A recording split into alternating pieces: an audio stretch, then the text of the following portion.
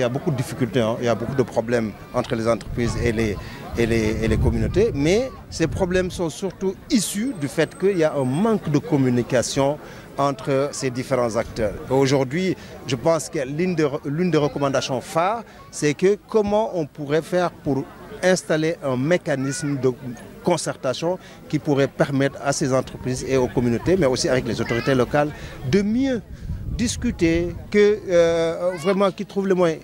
Ils le faisaient parce que nous avons écouté le sous-préfet de Mbane qui a expliqué que pendant 6 ans, il est là, mais toutes les fois qu'il y a eu des difficultés, il met en priorité la concertation entre les populations et les sociétés. Et d'après ce qu'il a expliqué, nous avons vu que les résultats que cela a pu permettre d'avoir.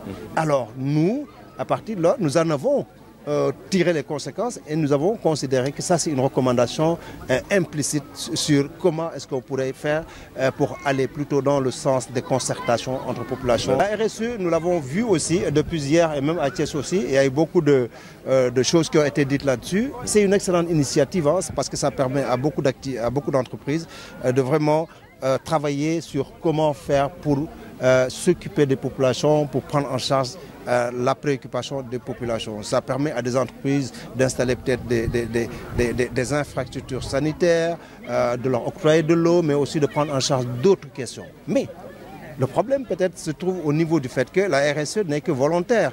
Parce qu'après, une entreprise qui ne l'installe pas dans son mécanisme, on ne peut pas lui infliger une sanction. Donc, comment est-ce qu'il faut faire, puisque les entreprises elles-mêmes ont considéré que c'est la RSE, que c'est quelque chose de fondamental, et c'est pour appuyer les populations. Comment est-ce que nous, maintenant, on peut faire pour rendre cette RSE obligatoire, l'institutionnaliser et y mettre un contenu précis qui permettra aux entreprises de mieux s'inscrire dans cette logique sur laquelle elles étaient inscrites, mais aussi lui mettre un cadrage bien précis avec des éléments qui leur permettraient d'y voir beaucoup plus clair. Donc je pense que ça, c'est depuis hier. C'est une recommandation qui est très très importante et je pense que le ministre de la Justice, pour qui nous sommes là aujourd'hui, prendra cette recommandation et l'appréciera à sa juste valeur.